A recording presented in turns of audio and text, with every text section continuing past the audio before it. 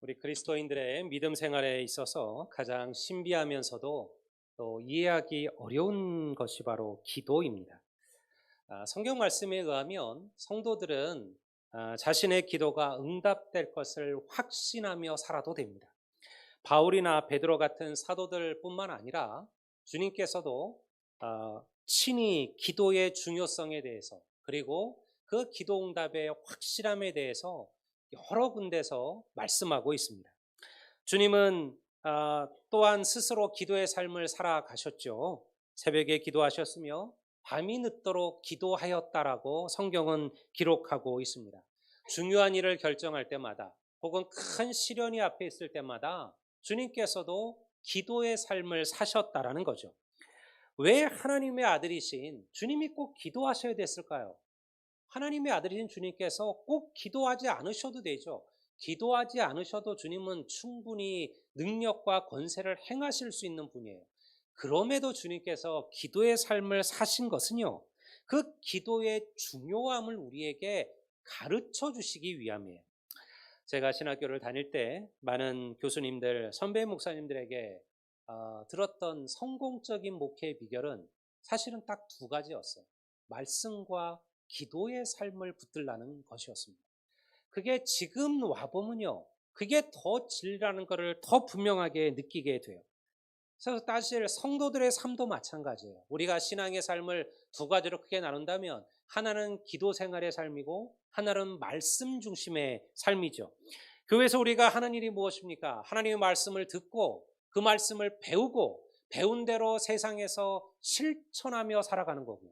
그리고 그 기도에 손을 들고 기도에 힘쓰고 기도의 열정으로 하나님 앞에 나아가는 거죠. 이것이 성도들의 신앙의 생활이에요. 예전 한국교회가 불같은 부흥의 시절에는요, 이 두 가지가 살아 있었습니다. 성도들은 말씀을 듣고 배우는 일에 열심이었습니다. 저는 어렸을 때 저희 그 아버지가 아주 난감했던 일을 기억을 해요. 어느 해 연초에 교회에다 공지를 했어요.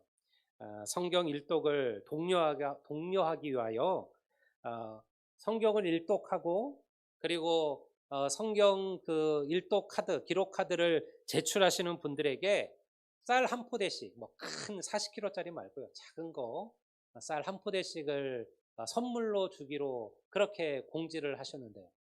2달 만에 일독 카드 30장이 들어왔어요. 교회가 작은 교회였잖아요. 저희 아버님 하시던 교회가 처음에 시작하실 때는 당연히 개척교회였으니까요. 그러니까 생각해 보니까 이게 한 번이 문제가 아니고 1년이면 10독 하실 분들도 많은 거예요. 그래서 결국은 그냥 몇 번을 읽든 선물은 한 번만 드린다. 그렇게 해서 마무리했던 기억이 나요.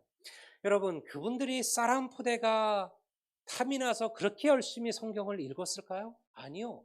그때는요, 성경 읽는 것이 그냥 성도라면 누구나 당연히 해야 될 사명이고 의무라고 생각되었기 때문에 그렇습니다. 말씀에만 열심이었을까요? 교회는 항상 기도하는 성도들이 있었습니다. 교회 지하실에는요, 기도의 불이 꺼지는 법이 없었습니다.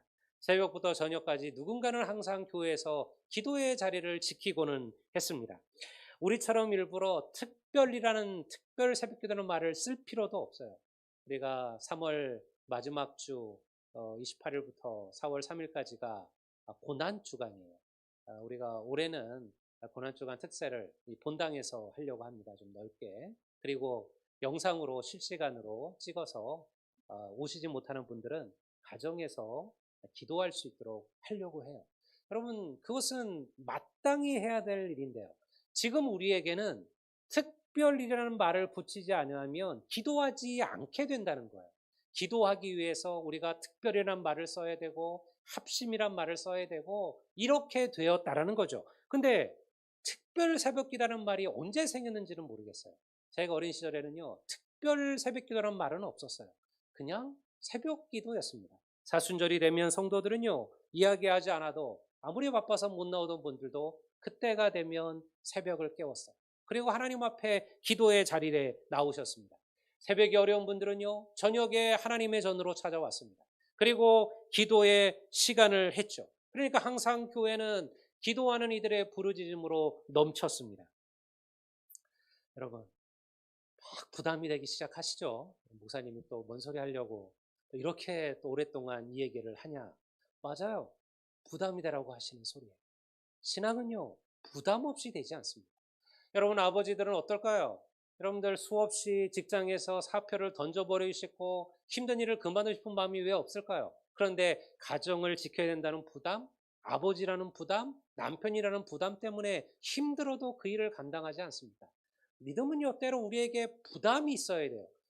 아무런 부담이 없으면 믿음은 자라나지가 않는 법이죠.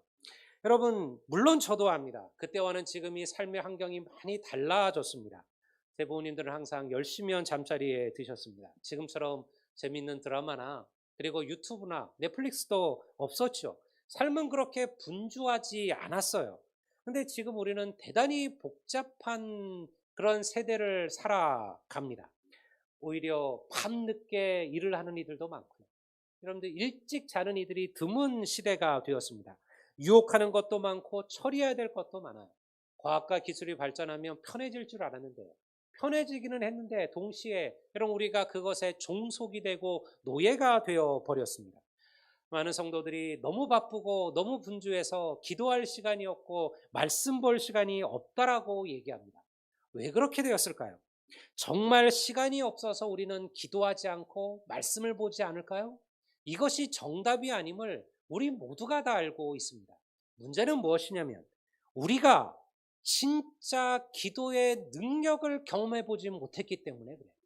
우리가 기도가 무엇인지를 제대로 알지 못하기 때문에 기도하지 않는 거예요. 그래서 오늘 저는 여러분들에게 하나님 주님께서 가르쳐 주신 위대한 기도의 능력에 대한 말씀을 좀 나누려고 합니다. 오늘 예수님께서 제자들과 함께 예루살렘에 입성 들어가셨습니다. 이른 아침에 예루살렘으로 들어가시다가 시장하셨던 것 같아요. 그래서 보니까 길가에 무화과 나무가 있음을 보셨습니다. 유대인들에게 가장 중요한 나무가 두 가지가 있어요. 하나는 종려나무고 감람나무고 하나는 이 무화과 나무예요.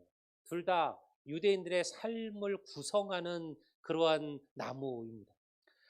그래서 시작전 주님께서 가까이 무화과 나무로 가셨어요. 거기에 열매가 있는지를 보려 하신 거죠. 그런데 무성한 잎사귀 위에는 열매를 하나도 얻지를 못하셨어요. 그러자 주님께서 이 무화과 나무에게 이렇게 말씀하셨어요. 마태복음 21장 19절의 말씀인데요. 제가 한번 읽어볼까요? 길가에서 한 무화과 나무를 보시고 그리로 가서 잎사귀밖에 아무것도 찾지 못하시고 나무에게 이르시되 이제부터 영원히 내가 열매를 맺지 못하리라 하시니 무화과 나무가 곧 마른지라. 어떠세요? 주님이 좀 너무하신 거 아니에요? 아니 뭐 열매 없다고 해서 저주까지 하실 필요까지야. 우리가 이런 생각 하실 수 있잖아요. 그런데요, 더 이상한 게 있어요. 똑같은 이야기가 마가복음 11장에 기록되어져 있습니다. 마가복음 11장 13절인데요. 제가 다시 한번 이 구절을 읽어보겠습니다. 이 구절은요, 다른 얘기가 아니라 같은 얘기를 적어 놓은 거예요. 멀리서 잎사귀 있는 한 무화과 나무를 보시고 혹 그 나무에 무엇이 있을까 하여 가셨더니 가서 보신즉 잎사귀 위에 아무것도 없더라. 여기까지 똑같죠. 근데 그 다음 구절이 있어요. 그 다음 구절은 뭐라고 되어 있냐면요. 이는 무화과의 때가 아님이라. 이렇게 적혀져 있어요. 다시 말해서 왜 무화과 나무 열매가 없었다고요? 열매 맺을 때가 아니라는 거예요. 열매 맺을 때가 아니니까 당연히 무화과 나무가 없는 거죠. 그런데도 주님은 무화과 나무를 저주하셨어요. 그리고 말씀대로 여러분들 무화과 나무가 말라 죽어 버린 거죠. 무화과 나무 입장에서는 얼마나 억울합니까? 아니 내가 가을이 돼서 무화과 나무를 맺을 때가 돼서 그랬는데도 내가 무화과를 못 맺었다면 내가 이런 소리를 들어도 싸지만 아니 무화과 나무를 맺을 때가 아닌데 나무가 열매가 없다고 와가지고 찾으시고는 그리고 나를 저주하시다니 아마 인간적으로 보면요 무화과 나무 입장에서 정말 억울했을 거예요. 근데 주님은 왜 그렇게 하셨을까요? 주님께서 그때가 무화과 나무 때가 알지 못하셨을까요? 그럴 리는 없잖아요. 주님은요 믿음으로 구하는 기도의 능력이 무엇인가를 가르쳐 주기 위하여 이 일을 행하신 거예요. 주께서 행하시는 모든 역사는 의미 없는 일이 없습니다. 그것은 다 하나하나 제자들에게 혹은 후대의 하나님의 자녀들에게 교훈과 무엇인가를 가르쳐 주기 위한 교보제와 같은 거예요. 예수님께서는 기도의 능력을 가르치시는 겁니다. 자연 만물을 말씀대로 다스리시는 주님의 능력에 제자들이 놀랐어요. 주님께서 말 한마디 하니까요, 그 나무가 말라 죽는 것을 제자들이 본 거예요. 얼마나 놀랐을까요? 그런 그들에게 예수님께서 이렇게 말씀하셨어요. 우리가 오늘 읽은 21절의 말씀입니다. 제가 한번 보겠습니다. 다 같이 한번 읽어보고 다 같이 읽겠습니다. 예수께서 대답하여 이르시되 내가 진실로 너희에게 이르노니 만일 너희가 믿음이 있고 의심하지 아니하면 이 무화과 나무에게 된 이런 일만 할 뿐 아니라 이 산더러 들려 바다에 던져지라 하여도 될 것이요. 다시 말해서 야, 너희가 고작 무화과 나무가 마른 것에 대하여 놀라느냐? 만약 너희들이 믿음을 갖고 기도한다면 이 산을 들어서 바다로 던지라 해도 그대로 될 것이다. 이렇게 말씀하신 거예요. 우리가 이것을 산을 옮기는 기도라고 해요. 여러분, 오늘 여러분들에게도 이 산을 옮기는 기도의 역사와 기적이 나타나게 되기를 주의 이름으로 축원합니다. 그러면 이게 진짜 산을 옮기는 기도를 말하는 거냐? 우리가 정말 기도하면 우리 집에 있는 뒷산, 산 때문에 되게 복잡하고 모기도 많이 나오고 힘들어 죽겠는데 주님, 저 산 저쪽 서해 바다로 좀 옮겨주세요. 그러면 정말 그 산이 번쩍 들려서 서해 바다로 옮겨갈 것이냐? 이건 다른 문제입니다. 사실은 우리가 말씀을 대로 하나님을 시험하고 하나님을 조롱하는 일에 서서는 안 돼요. 여러분, 여기서 말하는 이 산은요, 실제로 산이 옮겨짐을 말하는 것보다는요, 이 산은 비유적으로 우리의 삶과 우리의 길을 막고 있는 모든 장애물, 모든 고난, 환난, 시련들을 말하는 거예요. 이 산은 누구든지 이러한 산들을 다 가지고 산다는 거죠. 우리의 힘으로는 어찌할 수 없을 만큼 커서, 그리고 우리를 옴짝달짝 못하게 만드는 내 삶의 모든 문제들, 이게 바로 산이에요. 누구의 삶에든 이러한 산들이 존재하죠. 내 힘으로는 도저히 견딜 수 없고 이겨낼 수 없는 삶의 문제들이 내 삶에 찾아와요. 그게 바로 산이에요. 하지만 사랑하는 성도 여러분, 믿음의 기도는요, 그 산을 옮기는 능력이 있음을 믿으시기를 주의 이름으로 축원합니다. 주님은 이것을 우리에게 가르치는 거예요. 기도가 얼마나 위대하냐? 산을 옮길 수 있을 기도의 능력이 그 기도 안에 있다라는 거예요. 그러면 우리가 이 산을 옮기는 기도를 하려면 무엇을 알아야 되느냐? 첫 번째는요, 믿음은 산이 아니라 하나님을 바라볼 때 오는 거예요. 우리는 때로 그 산의 그 무게, 그 크기에 우리가 압도되어질 때가 있습니다. 사람들이 자기 앞에 놓인 그 산만 바라보는 거예요. 그 산을 바라보며 낭망하고 무력해지고 낙심하는 거죠. 그 산 뒤에 누가 계신지를 모르는 거예요. 여러분, 그 산 뒤에 그 산을 옮기실 주님이, 하나님이 계심을 여러분 믿으시기를 바랍니다. 믿음은요, 그 하나님을 바라보는 거죠. 산을 바라보는 게 아니에요. 산을 바라보면 넘어지게 마련이죠. 여러분, 우리는 막연한 낙천주의로 현실을 도피하는 게 아니에요. 믿음은 인정하는 거예요. 아, 산이 크구나. 하나님, 내 힘과 내 능력으로, 내 경험으로, 내 지식으로는 주님, 이 산을 내가 어찌할 방법이 없습니다. 이걸 인정하는 거예요. 그리고 나서요, 그 다음에 하나님을 바라보는 거예요. 하나님, 그러나 하나님은 능히 하실 수 있음을 믿습니다. 그러니 하나님께서 도와주소서. 이것이 바로 산을 옮기는 기도라는 거예요. 왜 우리가 기도하지 않을까요? 하나님이 아니라 산을 바라보기 때문에 그래요. 그래서 기도하기도 전에 포기하는 거예요. 이건 안 돼. 이건 어려워. 이건 힘들어. 그러니까 기도해 보지도 않고 우리는 그 산의 무게, 그 산의 그늘 속에서 파묻혀 버린다는 겁니다. 그러나 믿음은 산이 아니라 하나님을 바라보는 거예요. 하나님에게 높은 산은 없어요. 하나님에게 장벽은 없어요. 문제는 믿음으로 우리가 기도하지 않기 때문에 그래요. 우리가 믿음으로 하나님을 바라보신다면 하나님은 나를 통하여 역사하여 주실 것임을 믿습니다.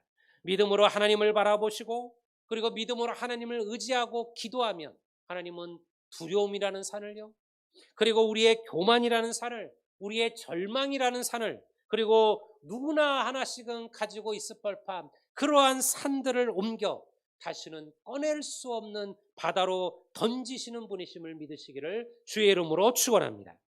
그러면 둘째로, 우리가 산을 옮기는 믿음의 사람이 되기를 원한다면 먼저 하나님과 동행하는 법을 좀 배우셔야만 합니다. 연약한 인간이 하나님과 동행하는 방법이 뭘까요? 그게 바로 기도예요.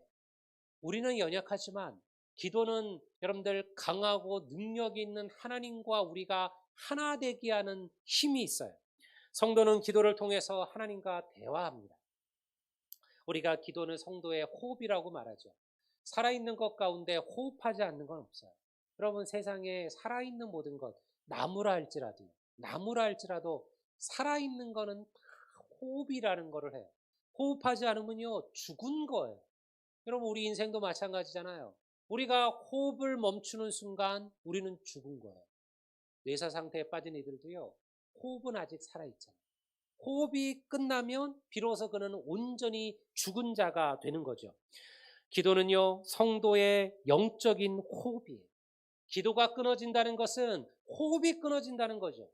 왜 한국교회 오늘날 하나님의 역사가 사라지고 한국교회가 세상의 조롱이 되고 한국교회가 세상의 위대한 하나님의 역사를 드러내지 못하느냐? 죽은 자들이 가득하기 때문에 그런 거예요. 기도하지 않으니까요. 기도하지 않고 죽은 자들, 잠자는 자들로 가득하기 때문에 오늘날 우리가 이 어려움을 겪고 있는 거죠. 우리 22절 말씀을 보십시오.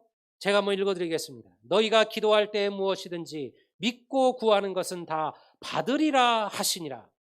하나님의 살아계심이 느껴지지 않고 계신가요? 내 삶은 항상 막히고 내 삶은 항상 다치고 내 삶은 항상 잠겨진 것 같으신가요? 혹은 간절히 바라고 소망해도 그 열매가 여러분의 삶 속에 거둬지지 않으셨나요? 그럼 다시 한번 질문하셔야 돼요.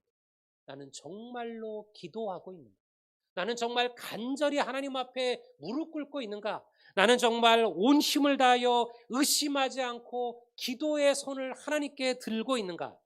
여러분, 이 질문에 우리가 예라고 답할 수 있어야 돼요. 교회의 위대한 부흥은요, 기도의 손이 필요하죠. 선한 열매교회 성도 여러분, 하나님께 기도의 손을 드시기를 바랍니다. 하나님께서 우리를 부흥시켜 주실 것임을 믿습니다. 모세가 이스라엘 백성들을, 히브리 백성들을 애굽에서 출애굽시켜서 홍해를 건너고 그리고 가나안 땅으로 들어가는 광야로 들어가게 되죠. 그 광야에서 아말렉이라는 강력한 유목 부족과 전쟁을 하게 됩니다. 그 이스라엘 백성이 아말렉과 전쟁할 때요, 모세는 기도의 손을 들었어요. 근데 놀랍게도요, 모세가 기도의 손을 드는 한은 이스라엘이 아말렉을 이겼어요. 근데 모세가 기도의 손을 내리는 순간 아말렉이 오히려 이스라엘을 이겼어요. 여러분, 이것이 우리에게 무엇을 말하는 것입니까? 우리의 가장 위대한 능력은 기도에 있다라는 거예요. 성도의 능력은 다른 데서 오는 게 아니에요. 우리가 기도하는 자인가요? 여러분, 우리가 기도의 손을 들어 믿음으로 하나님께 구하면 하나님은 반드시 우리의 삶 속에 산을 넘기는 위대한 기도의 기적들을 여러분의 삶 속에도 보여주실 것임을 믿습니다. 이 산을 옮기는 기도를 넘어뜨리는 것이 바로 뭐냐? 의심이에요. 의심. 우리가 하나님의 능력, 우리가 하나님의 힘을 의심하는 순간 기도는 능력을 잃어버리게 되어져 있습니다. 하나님을 바라보지 않고 산을 바라보면 기도는 역사할 수가 없죠. 그래서 주님께서는 기도하라고 말씀하실 때 뭐를 덧붙인 거예요? 믿고 기도하라는 거예요. 믿고 기도하라. 때로 어린아이들의 믿음이 어른들의 기도보다 훨씬 더 빨리 응답되어질 때가 있어요. 왜냐하면 아이들은 기도에 의심하지 않기 때문에 그렇습니다. 그래서 성경은 어린아이처럼 되지 않고서는 천국에 갈 수 없다, 이렇게 말씀하신 거죠. 그게 무슨 말일까요? 어린아이처럼 된다는 거, 우리가 어린아이처럼 미숙한 자가 되는 거, 어린아이처럼 떼쓰는 자가 되는 거, 그건 아닐 거잖아요. 도대체 어린아이의 어떤 점이 천국에 들어갈 수 있는 그 기준인가? 신뢰죠. 믿음이에요. 어린아이가 부모를 신뢰하고 의지하듯이 너희가 하나님을 믿고 신뢰하지 아니한다면 천국에 들어갈 수 없다라는 말이에요. 여러분, 우리에게는 이러한 믿음과 신뢰가 필요하다라는 겁니다. 여러분이 가지신 산들은 무엇일까요? 여러분을 두렵게 하는 골리앗은 누구입니까? 여러분들을 흔드는 아말렉은 무엇입니까? 살아있는 인간이라면 누구나 이러한 산들을 다 가지고 있어요. 근데 이 산이 세상적인 고난과 시련들 이런 걸 수도 있지만요. 우리로 하여금 하나님께 한 걸음 더 나아가지 못하게 만들고 하나님의 역사를 경험하게 하지 못하는 영적인 산이기도 해요. 우리가 그 산에 짓눌러서 하나님 앞에 더 나아가지 못하는 거죠. 그것은 물질의 탐욕일 수도 있습니다. 물질의 탐욕은 우리로 하여금 하나님께 더 나아가지 못하게 만들어요. 저는 물질 때문에 믿음을 잃어버리거나 신앙을 잃어버리거나 낙심한 이들을 여러 명 보기도 했습니다. 영적인 교만도 있습니다. 영적인 교만은 우리를 하나님께 나아가지 못하게 만들죠. 영적인 나태함일 수도 있어요. 이기적이고 자기중심적인 우리의 자아일 때도 있어요. 이런 것들이 산처럼 굳건히 서서요. 나로 하여금 하나님께 나아가는 길을 가로막고 있다는 거예요. 우리가 이 산을 던져버리셔야만 해요. 하나님보다 더 귀히 여기고 더 소중히 여기는 것들은요, 다 우리의 산이 될 수가 있어요. 때로는 산이 좋은 의미의 산도 있잖아요. 근데 여기서 말하는 산은요, 좋은 의미의 산이 아니에요. 우리가 던져버려야 될 산이에요. 바다 깊이 던져서 다시는 건져 올릴 필요가 없는 그러한 산들이 우리 앞에 놓여져 있다라는 거예요. 무엇이 이것을 가능하게 해요? 기도가 그것을 가능하게 한다는 거예요. 기도만이 그 산을 옮길 수 있음을 믿습니다. 기도만이 우리를 겸손하게 하는 거예요. 기도하는 이는요, 겸손을 배워요. 기도하지 않으면 교만해집니다. 왜냐하면 기도하지 않으면요, 하나님께서 내 삶에 축복하시고 하나님께서 내 삶의 길을 여셔도 그게 하나님의 은혜인지를 몰라요. 자기의 능력, 자기의 경험, 자기의 지혜, 자기의 힘으로 되어진 줄 알아요. 근데 기도하는 자들은요, 모든 일에 감사를 배워요. 기도하면 아주 작은 것에도 하나님의 은혜가 무엇인지를 깨달아요. 큰 것만이 은혜가 아니에요. 아주 세밀하고 아주 작은 부분에서도 하나님 주시는 그 작은 은혜에 감격하게 돼요. 그래서 기도하면요, 겸손해질 수밖에 없어요. 아, 하나님이 하셨구나. 하나님이 이루셨구나. 하나님이 역사하셨구나. 이것을 깨닫게 되는 거죠. 그래서 기도하면 겸손해지는 거예요. 여러분, 기도하면요, 기도하는 자는 나의 자아가 아니라 주님께서 내 삶의 중심이 돼요. 기도하면 나를 내려놓는 법을 배우는 거예요. 제가 몇 번 사무엘상을 공부하면서 그 얘기를 성도들에게 나눈 적이 있어요. 한나의 기도가 왜 의미가 있을까? 한나가 하나님께 기도했잖아요. 처음 기도하러 갈 때는 아들 달라고 기도하러 갔어요. 너무 억울하고 너무 분해서요. 왜? 자기가 말 그대로 본처인데, 뭐 그때는 뭐 부인들이 여러 명 있었으니까요. 본처인데 아이를 낳지 못했어요. 그래서 여러분들, 첩으로 돈 여자가 아이를 낳고 이 본처인 한나를 무시하고 조롱하고 그렇게 하는 거예요. 견딜 수가 없었어요. 그래서 하나님의 장로로 가서 기도합니다. 울며 불며 통회하며 기도해요. 얼마나 그렇게 소리질러 기도했던지 여러분, 사사 엘리가 보고, 야, 네가 왜 술 먹고 하나님의 전에 왔느냐, 이렇게 말할 정도였어요. 근데요, 이 한나가 기도하는 가운데 깨닫게 된 거예요. 자기를 위해서, 자기 중심을 위해서, 자기 만족을 위해서, 자기 필요를 위해서 하나님께 기도로 왔는데요, 기도하다 보니까요, 하나님의 마음을 알게 됐어요. 내가 지금 아들이 없어서 이렇게 힘들고 이렇게 아파하는데 기도하다 보니까 하나님의 마음도 그러하다는 걸 깨닫게 된 거죠. 이 세상 속에 우상을 섬기는 이스라엘 백성들에게, 하나님을 저버리고 다른 신을 섬기는 이스라엘에게 하나님의 말씀을 들고 나아가, 그리고 그들을 질책하고 그들을 훈계하고 그들의 마음을 붙들어 하나님께로 인도할 하나님의 아들이 없다라는 것을 이 한나가 깨닫게 된 거예요. 그러니까 어떻게 되었습니까? 기도의 내용이 바뀌죠. 아들 구하러 기도하러 왔던 한나가요, 이렇게 기도해요. 하나님, 아들 주십시오. 그럼 내가 이 아들 하나님께 드리겠습니다. 하나님이 쓰십시오. 내 아들 필요 없습니다. 이제는 하나님의 아들이 더 필요함을 아오니 아들이 필요하지만 나를 위한 필요가 아니라 주님을 위하여 내게 아들을 주십시오. 여러분, 그 아들이 사무엘이 된 줄로 믿습니다. 여러분, 이것이 기도 아니겠습니까? 기도하면요, 우리가 하나님을 알게 돼요. 기도는요, 그래서 우리로 하여금 하나님 앞에 내 자신을 내려놓게 되는 거예요. 이제 우리에게 필요한 것은 무엇일까요? 기도하는 것이죠. 기도하는 것입니다. 여러분, 기도에 대한 책을 아무리 많이 읽어도요, 기도가 잘하는 법은 없어요. 여러분, 기도에 대한 강의를 아무 말이 들어도요, 기도가 성장하지 않아요. 기도는 하셔야만 하는 거예요. 하나님 앞에 무릎 꿇으셔야 되는 거예요. 기도하는 이는 능력을 경험하고요, 능력을 경험한 이는 더 기도하게 되는 거죠. 그러니까 이게 기도는 악순환이에요. 기도 안 하면요, 기도의 능력을 경험하지를 못해요. 기도의 능력을 경험한 적이 없으니까요, 더 기도 안 하게 되는 거예요. 반면에 기도하는 이들은요, 기도의 능력을 체험해요. 기도의 능력을 체험했기 때문에 그는 기도하지 않을 수가 없는 거예요. 그래서 기도의 삶을 살아가는 거죠.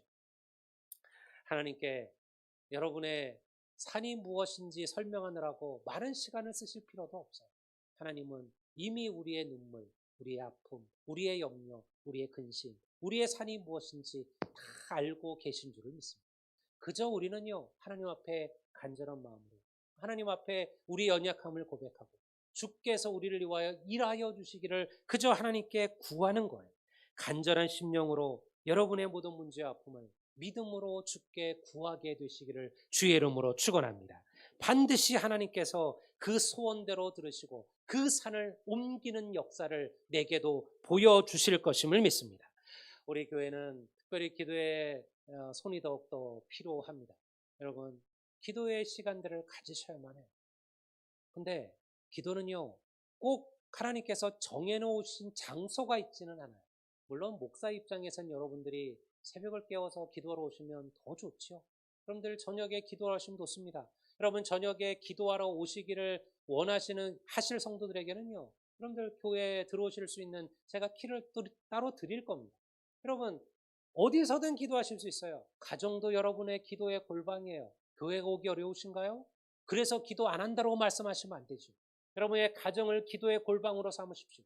여러분의 사무실을 기도의 골방으로 삼으십시오. 여러분들이 일하는 처소를 여러분의 기도의 골방으로 삼으시면 됩니다. 성도는 어디든지 어디에서든 기도할 수 있고요, 언제든 기도하실 수 있다는 거예요. 이게 기도의 위대함이에요. 딱 정해진 시간에. 지금도 이슬람 성도들은, 무슬림들은 하루에 5번 기도의 시간이 딱 정해져 있어요. 그래서 그들은 뭘 하다가도 딱 그 시간이 되면 멈춰야 돼요. 그리고 기도합니다. 제가 아프가니스탄에서 있을 때도 저희 부대 안에도 많은 그 아프가니스탄인들이 들어와서 일을 했기 때문에 그들을 위한 기도의 처소를 별도로 마련해 주었어요. 부대에서. 왜냐하면 그거는 그들에게는 정말 중요한 문제거든요. 근데 보면요, 무슨 일을 하다가도요, 이 전국적으로 기도 방송이 나와요. 어떤 음악이 쫙 들려요. 그럼 그게 기도하는 시간이에요. 그게 딱 정해져서 하루에 5번씩 그 소리가 그 전역에 들리게 되어져 있어요. 그러면요, 탁 멈추고 손 딱 닦고 그리고 기도하러 들어가요. 그리고 알라 앞에 엎드려서 완전히 엎드려서 기도의 시간을 가져요. 저는 사실은 한편으로 부러워요. 과연 우리는 그들만한 믿음이 있느냐? 우리가 매일 스스로 기도하지 못해도 최소한 정해진 시간에 기도하는 삶을 우리가 살아가는가? 여러분, 우리가 뭐 다른 종교를, 다른 사람들을 우리가 뭐라 그럴 필요도 없어요. 왜? 사실은 우리들조차도 하나님 말씀하셨던 가장 중요한 기도의 삶, 말씀의 삶을 잊어버리고 살기 때문에 그래요. 여러분, 기도가 회복되면 우리의 삶도 회복될 줄을 믿습니다. 기도가 회복되면요, 기도가 부흥되면 교회도 부흥될 줄을 믿습니다. 그러니 여러분들 마음으로 구하십시오. 간구하십시오. 그리고 스스로 결정하시고 결단하셔야 돼요. 아, 오늘 목사님 설교가 좋았다. 참 기도가 중요하지. 그리고 돌아가셔서 잊어버리신다면 여러분, 그것이 바로 말씀을 듣고 행하지 않는 자, 그것이 바로 모래 위에 집을 지은 자와 같다라는 주의 말씀이에요. 말씀을 듣고 행하는 자는 반석 위에 집은 지을 자니 여러분 창수가 나고 폭풍이 불어와도 그 집이 흔들리는 법이 없다. 이게 믿음의 집이죠. 여러분 우리의 믿음의 집이 어떠한 시련에도 환난에도 넘어지지 않고 쓰러지지 않으려면요. 여러분 기도로 그 믿음의 집을 그 믿음의 반석을 닦으셔야만 합니다. 저는 분명히 우리 교회가 그렇게 살아가고 있으리라 생각합니다. 제가 다 보지 못해도 아마 여러분들 각자의 자리, 각자의 처소에서 기도의 삶을 살아가는 성도들이 많이 있음을 알고 있어요. 여러분 더욱더 갈고 닦으십시오. 그리고 기도해 주십시오. 교회를 위해서 기도하십시오. 목회자를 위해서 기도하십시오. 성도들을 위해서 기도하십시오. 그리고 여러분들 정말 힘들고 어려운 이들을 위하여 하나님께 합심하여 구하여 주세요. 구하셔야만 됩니다. 여러분 함께 모여 기도하는 자, 합심하여 구하는 자들의 기도에 하나님께서 응답하실 것임을 믿습니다. 우리가 오늘 이 말씀을 기억하시고 여러분들 믿음으로 이 한 주 믿음을 붙들고 기도하셔서 여러분 우리의 모든 산의 문제들이 산과 같은 문제들이 여러분들 우리 옆으로 비껴 서시는 기적들을 보시는 우리 선한 열매교회 모든 성도들이 되시기를 주의 이름으로 축원합니다. 우리 다 같이